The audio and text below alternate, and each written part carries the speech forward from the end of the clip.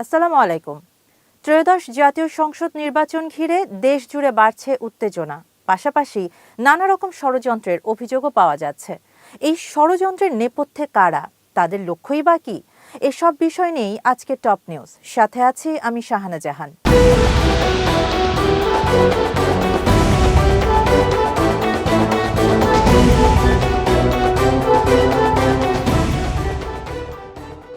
আগামী 12 ফেব্রুয়ারি অনুষ্ঠিত হতে যাওয়া ত্রয়োদশ জাতীয় সংসদ নির্বাচন ঘিরে উদ্বেগ বাড়ছে।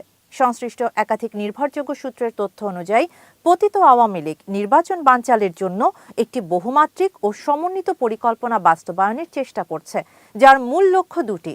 প্রথমত, ডক্টর মোহাম্মদ ইউনূসের নেতৃত্বাধীন অন্তর্বর্তী সরকার যেন সুষ্ঠু নির্বাচন আয়োজন করতে ব্যর্থ হয়।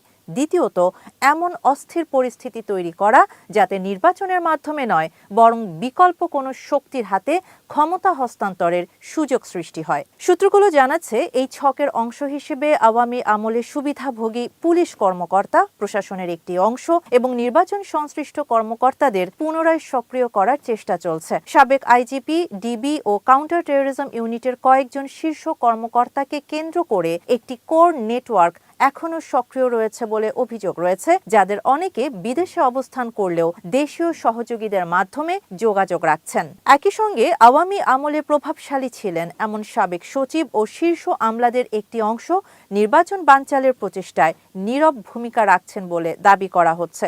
নির্বাচন কমিশনের সাবেক বিতর্কিত কর্মকর্তাদের ঘনিষ্ঠরাও নির্বাচনকালীন দায়িত্বে থাকলে ঝুঁকি বাড়তে পারে বলে আশঙ্কা প্রকাশ করছেন সংশ্লিষ্টরা।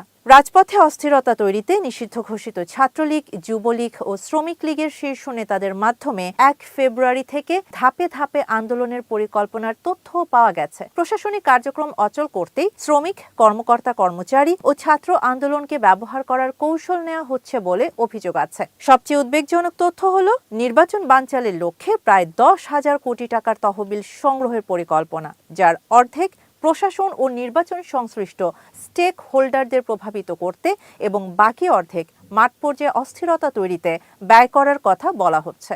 এদিকে শেখ হাসিনার পতনের 17 মাস পর ভারতে আওয়ামী লীগের সংবাদ সম্মেলন এবং সেখানে অন্তর্বর্তী সরকার ও নির্বাচন নিয়ে প্রকাশ্য সমালোচনা পরিস্থিতিকে আরও স্পর্শকাতর করে তুলেছে। রাজনৈতিক বিশ্লেষক ডক্টর আব্দুল লতিফ মাসুম মনে করেন, অন্তর্বর্তী সরকার সফলভাবে নির্বাচন আয়োজন করতে পারলে আওয়ামী লীগের রাজনৈতিক পুনর্বাসনের পথ বন্ধ হয়ে যাবে, আর সে কারণেই নির্বাচন বানচাল করাই এখন দলটির প্রধান লক্ষ্য।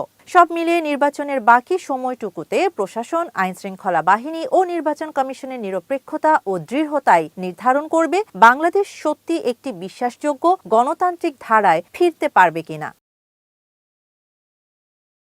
শাহানা জাহান, নয়াদিগন্ত।